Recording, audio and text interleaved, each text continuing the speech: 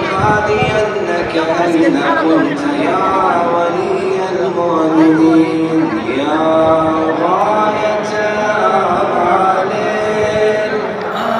العارفين يا غياث يا حبيب قلوب الصادقين ويا إله العالمين أفتراك سبحانك يا إلهي وبحمدك تسمع فيها صوت عبد مسلم سجنا فيها بمخالفته وذاق طعم عذابها بمعصيته وحبس بين أضبابها بجرمه وجريمته